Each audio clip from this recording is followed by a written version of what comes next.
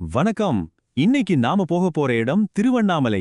இது வெறும் ஒரு ஊர்னு மட்டும் சொல்லிட முடியாது. இது ஒரு முழுமையான ஆன்மீக பயணம். திருவண்ணாமலையை நினைத்தாலே முக்தி அப்படின்னு ஒரு வாக்கு இருக்கு. சும்மாவா சொல்லியிருப்பாங்க?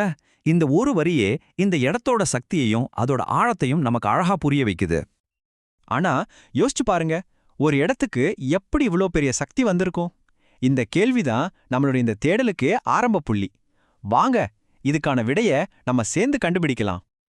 சரி, இந்த ஆன்மீக பயணத்துல நாம என்னென்னலாம் பார்க்க போறோம்னு ஒரு சின்ன லிஸ்ட் பாத்திரலாம். இதுதான் நம்மளோட வழிகாட்டி. முதல்ல இந்த இடம் ஏன் இவ்ளோ ஸ்பெஷல்னு நாம புரிஞ்சுக்கணும்.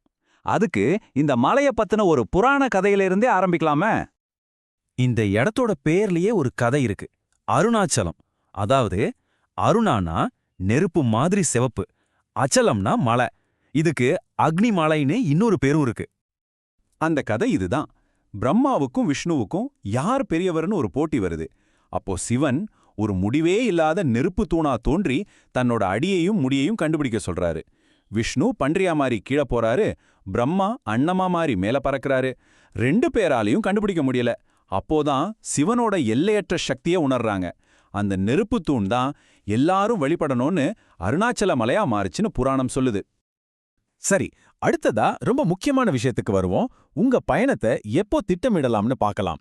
ஏன்னா முக்கியமான ஆன்மீக நிகழ்வுகளுக்கு சரியான நேரத்துல போறது ஒரு தனி அனுபவம். இங்க உங்களுக்கு 2 ஆப்ஷன்ஸ் இருக்கு. ஒன்னு, வருஷத்துக்கு ஒரு முறை வர்ற கார்த்திகை தீபம். இது நவம்பர் டிசம்பர்ல நடக்கும். லட்சக்கணக்கான மக்கள் கூடுற ஒரு பிரம்மாண்டமான திருவிழா. இன்னொன்னு, மாசம் வர்ற பௌர்ணமி கிரிவலம். இது அமைதியான ஆனா ரொம்ப சக்தி வாய்ந்த ஒரு அனுபவம்.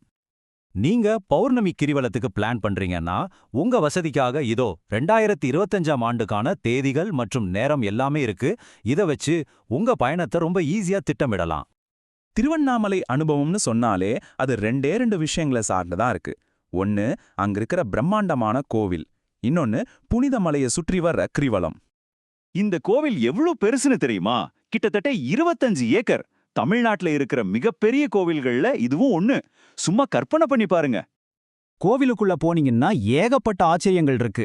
217 அடி உயர ராஜகோபுரம், 1000 கால் மண்டபம், அப்புறம் ரமண மகரிஷி தவம் செஞ்ச பாதாள லிங்கேஸ்வரர் சந்நிதின்னு சொல்லிக்கிட்டே போகலாம். அடுத்ததா 2வது முக்கியமான அனுபவம் கிரிவலம்.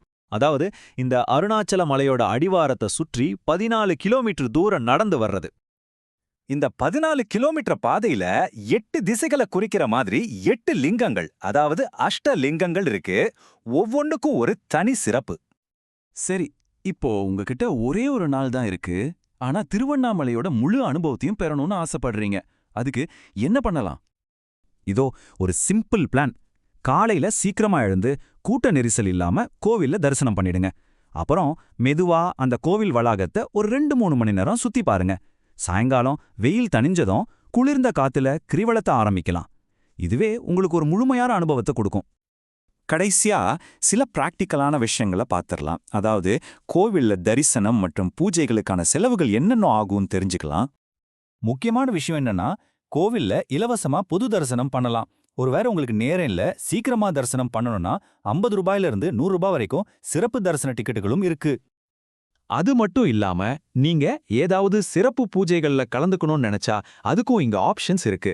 100 ரூபாயில இருந்து பெரிய பூஜைகள் வரைக்கும் உங்க விருப்பத்துக்கு ஏத்த மாதிரி நீங்க தேர்வு செஞ்சுக்கலாம். சுருக்கமா சொல்லணும்னா, திருவண்ணாமலை பயணம் 2 விஷயங்களை கொண்டது. ஒன்னு, கோவில்ல நீங்க பார்க்க போற கட்டிடக்கலை அற்புதம். இன்னொன்னு, மலையை சுத்தி வரும்போது உங்களுக்கு கிடைக்கிற அந்த ஆழமான தனிப்பட்ட ஆன்மீக அனுபவம். இந்த விளக்கத்தோட இறுதியில உங்களுக்கான ஒரு சின்ன கேள்வி. ஒருவேளை பயணமே ஒரு இலக்குனா, அந்த அக்னிமலையை சுத்தி வர்ற பாதையில நீங்க எதை கண்டுபிடிக்கணும்னு விரும்புவீங்க? யோசிச்சு பாருங்க.